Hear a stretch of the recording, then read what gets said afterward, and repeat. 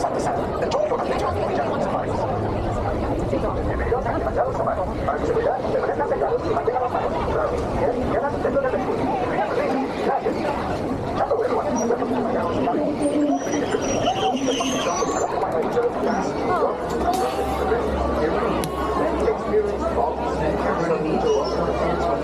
carefully, welcome aboard, watch your step, slide all the way in.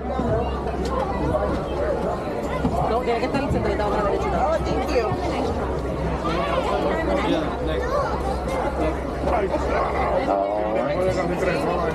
Oh, it is. And watch your hands, arms, feet, legs on the right. Those doors are sliding closed.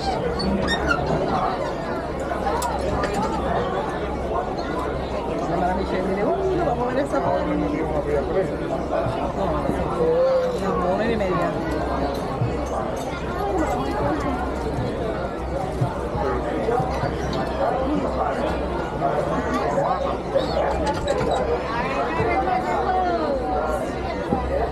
Mira, manos adentro el limón. All right, thank you, Warden. And let's go. So, Jumbo, everyone. My name is Sterling. I'm going to be your safari guide today here at the Harambe Wildlife Reserve. And during our safari today, please remember to keep your hands, arms, feet, and legs inside the truck. And stay seated at all times. It does get pretty bumpy out there, so you'll want to hold on to your cell phones, cameras, or any of those items that you might have. You don't want to drop them out there. But if you do lose something, just let me know, and I'll have a warden come and pick it up for you. We're just going to wait up here for a moment while the truck in front of us gets a little bit further ahead. Now, there are those animal spotting guides above your heads, which show you some of the different animals that we can find out here. So if you see any of them and I haven't pointed them out, let me know. I'll try to tell you what I can about them. There's also that sign on the right side which has our emblem on it, which is a sable antelope. They've got those long, curved, backwards-facing horns, which they'll use to protect themselves from any predators coming from behind by whipping their heads back and then poking them away. So we'll try and find some out there a little bit later on out here. In the Savannah, probably. But we're good to head on into the reserve now. First here, we're going to be entering into the Little Ituri Forest. Now, the Little Ituri Forest is home to a lot of shy and reclusive animals that might be hiding behind the trees. So keep an eye out for them. They might be hiding out here.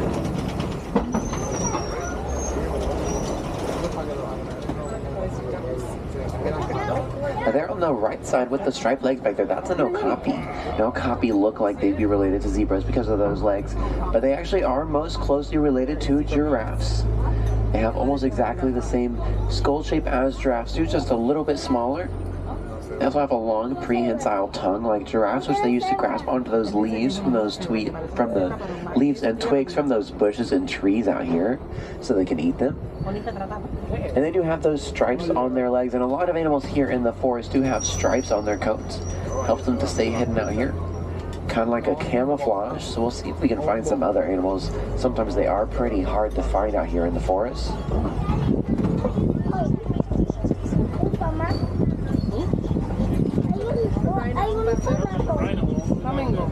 See that rhino? You don't rain away. Rhino.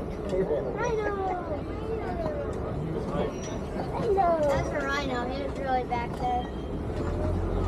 If there was a rhino, we'll be able to see some others a little bit further on here. Maybe over in the savannah, that's where we can find the white rhinos. If there was one back here, it would be a black rhino. Black rhinos do hide out in the forest like this.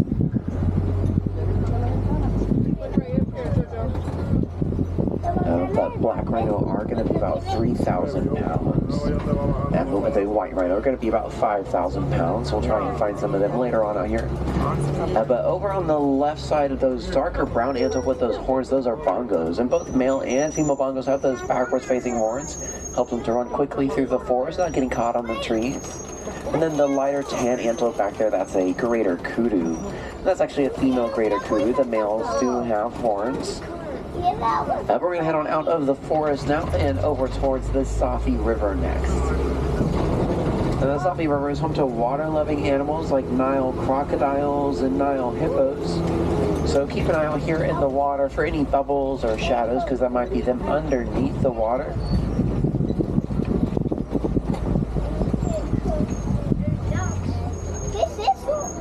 Yeah, there's hippo out of the water, actually. We don't usually see them out of the water like that. They do spend most of the day underneath it to stay cool and protect their skin from the sun. And they can hold their breath for up to 8 minutes at a time. We'll see if we can find some other hippos around here too. But those birds over on the right side, those are pink-backed pelicans. Now, pink-backed pelicans are the smallest species of pelicans. But we'll keep heading on out and looking for some more hippos around here. The hippos can swim. A lot of people think that they can't, but they actually can. They usually do walk along the bottom of the riverbed. That's why they are sometimes hard to find out here, because they can be all the way at the bottom of the water. So we'll keep an eye out around here. They might be all the way at the bottom.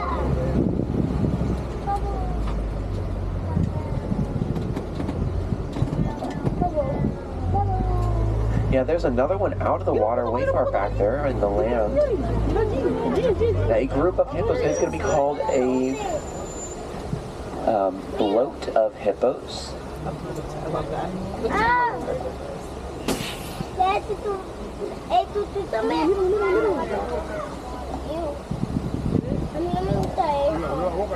The hippos do have those big, powerful jaws, so a lot of people do call them one of the most dangerous animals in Africa.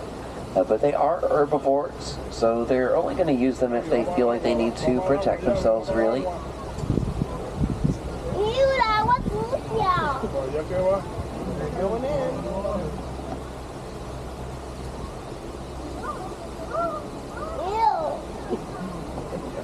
And as soon as the trucks around here keep moving, we'll be able to keep heading on out, looking for more animals out there.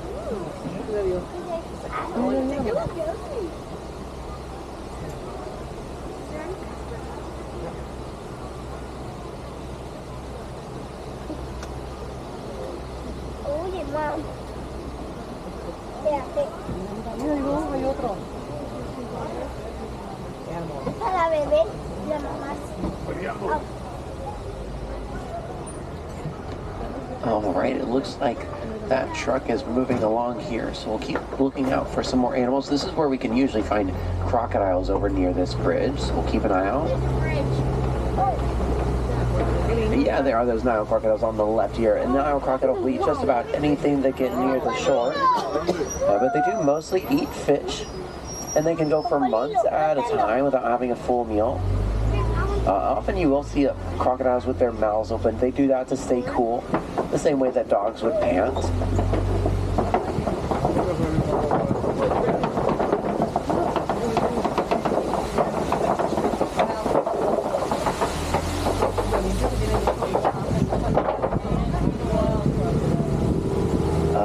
We're going to head on over towards the savannah next. And the savannah is where we can find a lot of Africa's most famous animals, like zebras, giraffes, and elephants. So we'll keep an eye out for all those different kinds of animals once we get out over to the savannah.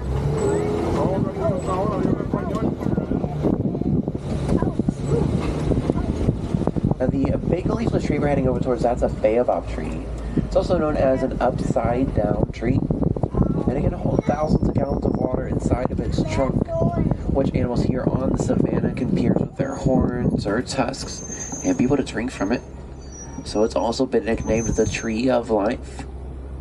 And it is going to be leafless for up to 9 months out of the year. That's why it was nicknamed an upside down tree, because without all those leaves. Now we're going to head down this hill here and over into the savannah. I can already see a giraffe out there. Find some more animals out there too. Now, giraffes are the tallest animals in the world. When they're born, they're already going to be 6 feet tall, and they can get up to 20 feet when they're fully grown. Now the giraffe over here are Maasai giraffe. Maasai giraffe have these more kind of splotchy patterns on them compared to reticulated giraffe, which have more kind of geometric shapes on them.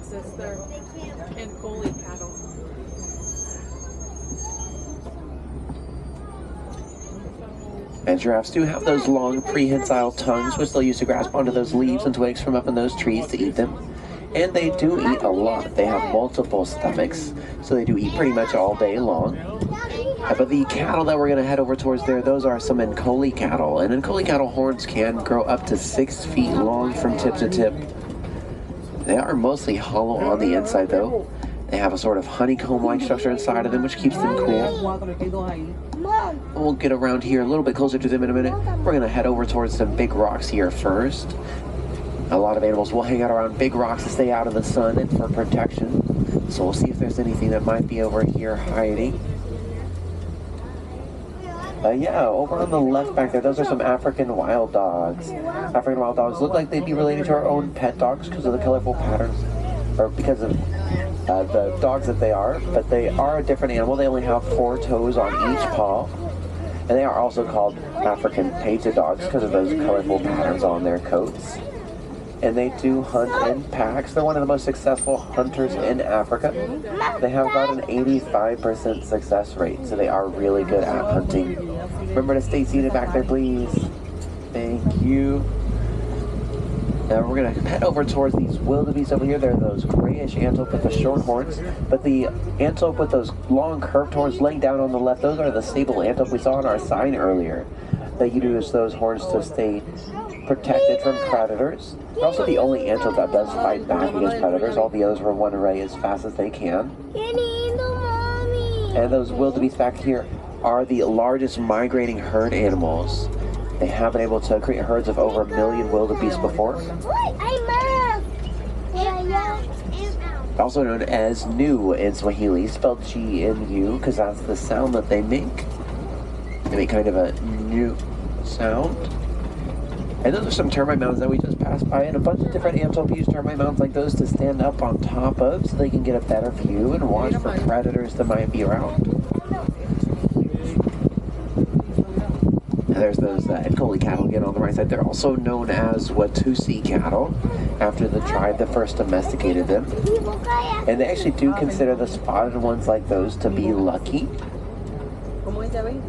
And I do see some zebra and those giraffe over in the distance, so we're going to head over towards them. And there's that giraffe again on the right side back here too. They do have those long prehensile tongues like the okapi do to grasp onto those leaves up in the trees. And they do eat almost all day long, but they're only going to sleep for about 30 minutes every day. Usually they'll do that in short 5-minute naps all throughout the day. And the zebra over here are Hartman's mountain zebra. Hartman's mountain zebra have those black noses, which tells us that they are black zebras with white stripes. If they had a pink or a white nose, that would be a white zebra with black stripes. And all zebras do have their own unique stripe patterns. That's how they're able to tell each other apart, just like how our fingerprints work. Also, a group of zebras like this is going to be called a dazzle of zebras. And then a group of giraffes like this is going to be called a tower of giraffes. And those giraffe are Maasai giraffe. They do have those splotchy patterns on them. Some people also call Maasai giraffe spots kind of maple leaf shaped.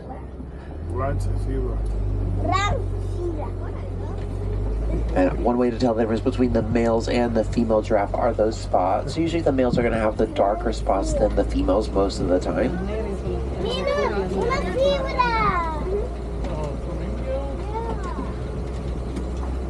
And we'll keep looking for some other animals around here. We're going to turn over toward our left here where those big rocks are. Now often mandrills hang out near those rocks. Mandrills are the largest monkeys in the world, so we'll head over there once we can get over that way.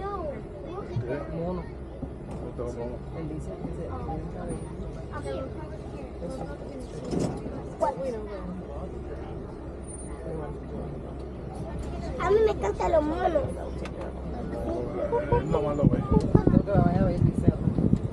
So we will be looking out for some of those mandrills over near where those trees are by the rocks.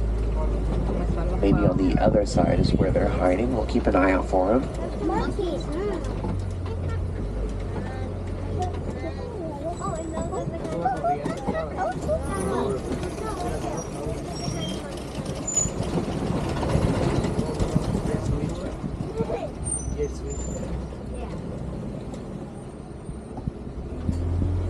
And yeah, there are some mandrills over on the left behind those trees back there. They are monkeys. They do have short little tails. That's how you can tell the difference between monkeys and apes. All monkeys do have tails, while apes like chimpanzees and gorillas don't. They're a little bit further back behind those trees near the wall back there. And they do have bright blue faces on them. Let's see if they'll come out of hiding again. Also on the far right back there, there is an elephant. And I do think that is a male African elephant. Usually the males are going to live by themselves like that, while the females are going to live in herds. We'll try and get a little bit closer to that elephant around here. I can't see those mandrills around here anymore. Now both male and female African elephants do have tusks. There they are. They do have big ears, which they'll use to stay cool, the same way that other animals will, just by flapping them, and then they can stay up to 15 degrees cooler.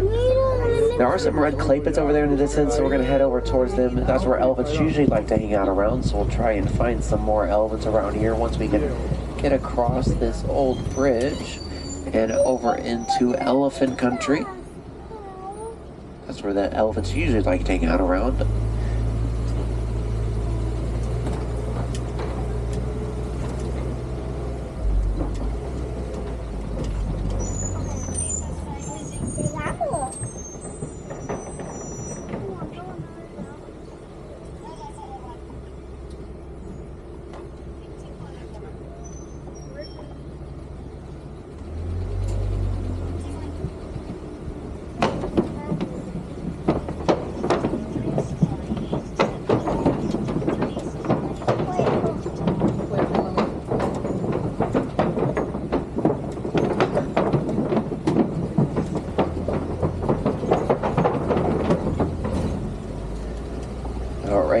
Those red clay pits over here.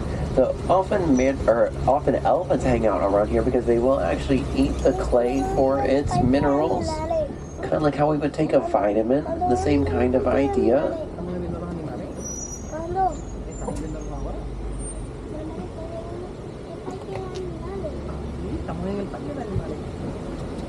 So we'll see if we can find some elephants that might be hiding out here.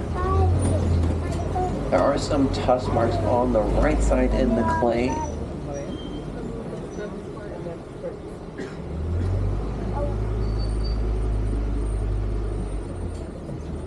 Yeah, it looks like there are a couple elephants way far over there on the left. And the elephants over here are African elephants. You can tell the difference between African elephants by those ears. And from Asian elephants, the African elephants have much bigger ears than Asian elephants. And also their ears are kind of roughly shaped like the continent of Africa. We'll try and get a little bit closer to them around here if we can.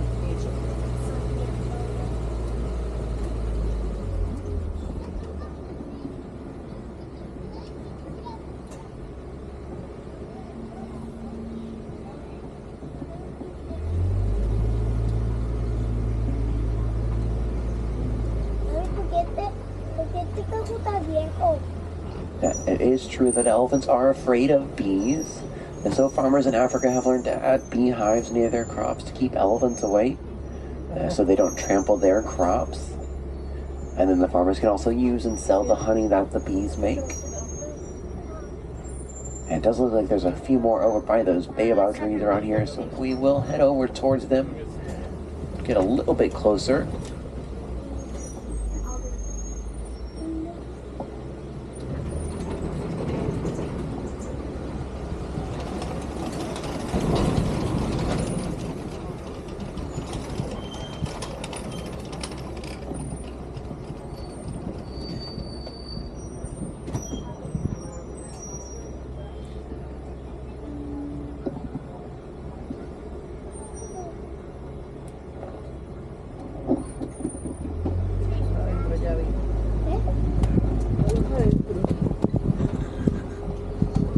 Yeah, there is another giraffe actually pretty close over on the right side back here too that will pass by.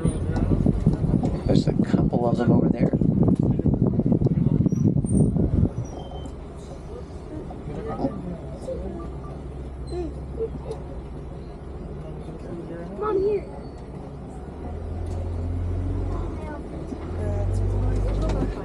another wildebeest over here too on the right side.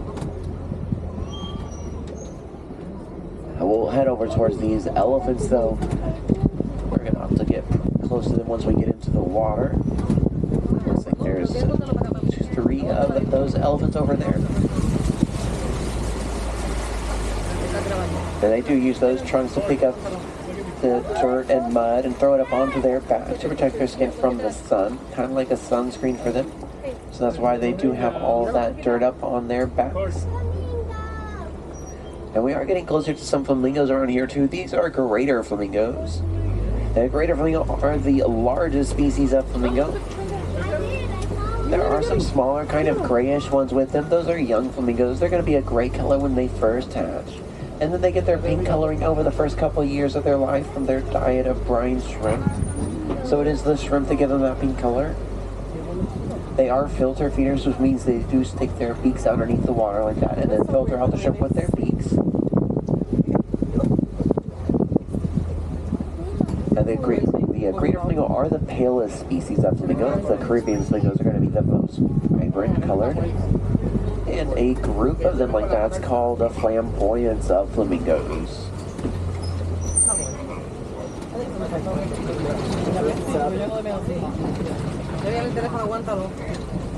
And we're going to get closer to some rhinos around here too. Now these are some white rhinos. Now white rhino are the largest species of rhino. They're the ones that are going to weigh up to 5,000 pounds when they're fully grown. They do have those large square mouths, which let them get close to the ground so they can eat the grass here on the savannah.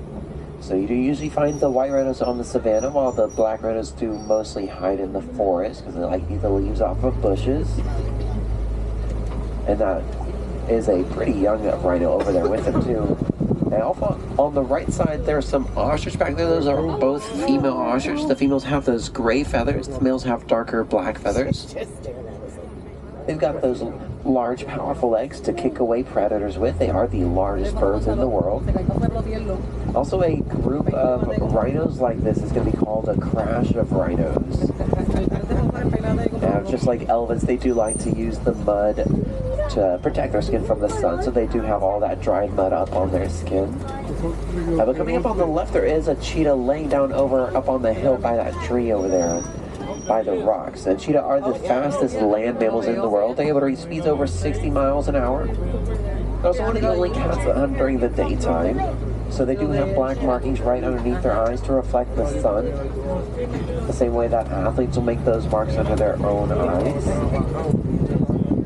And cheetahs are also the only big cats that don't make a roaring noise. Instead, they're going to make a kind of chirping noise. We're going to head over toward the Kobe Rock Formation next, and a bunch of animals use Kobe Rocks to stand up on top of so they can get a better view and watch for any predators that might be around, or for any prey that they might be looking out for. And so often lions will hang out on top of Kobe Rocks like this. We'll keep an eye out for some lions.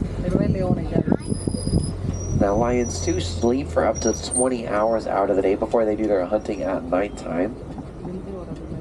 So we'll see if there's any that might be up and awake over here. Maybe on the other side of this big rock.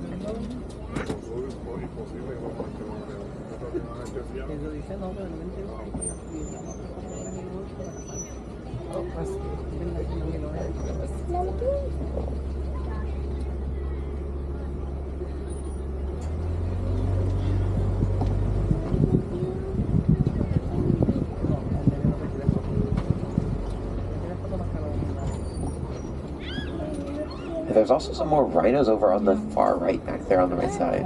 Actually, another baby white rhino. There's 2 baby white rhinos over there.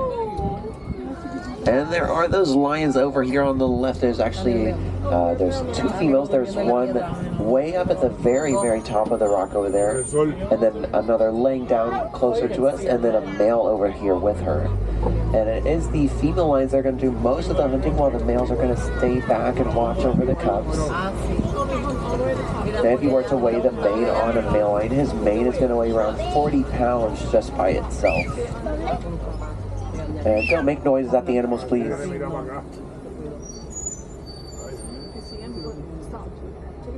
Oh, I love that she's been out there. A group of lions like that is called a pride of lions, and you can hear lions roars from up to 5 miles away.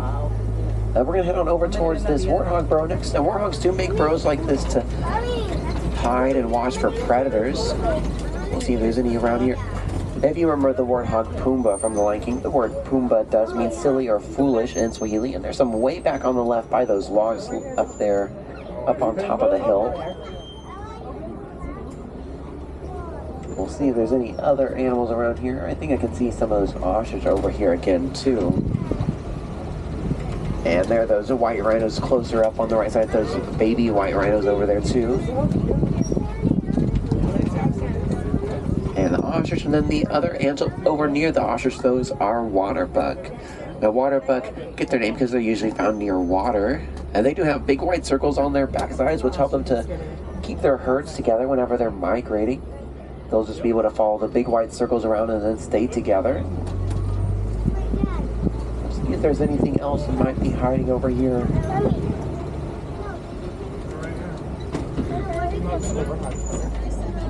Over on the right, there are some ostrich eggs on the ground over there. And ostrich eggs are super strong. They're able to hold the weight of a fully grown human standing up on top of them, and they wouldn't break. They are the largest eggs in the world. Each one is going to weigh about 3 pounds. But I don't think those ones are fertilized. Usually the ostrich will stay with them if they are. So we're going to head on out of the Savannah and then over towards the Magadi Glen next.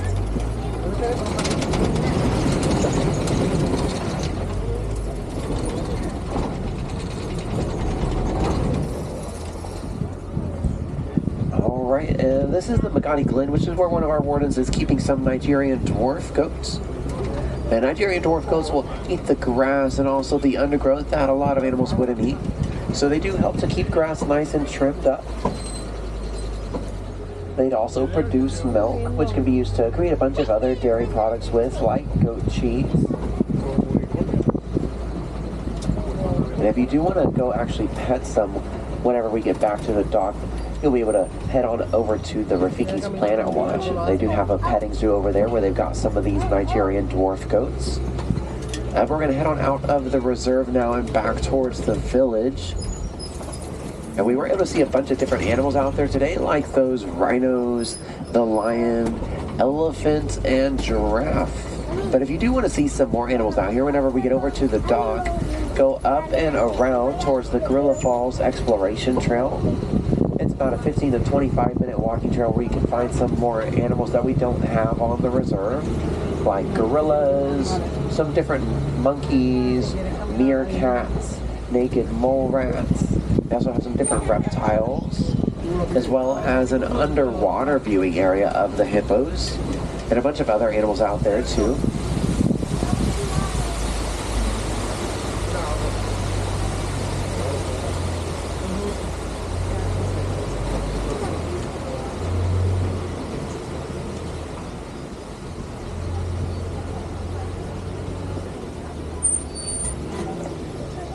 You can also take that Wildlife Express train up to the Rafiki's Planet Watch, where they do have more of those goats over there. They also have some sheep and I believe some cattle that you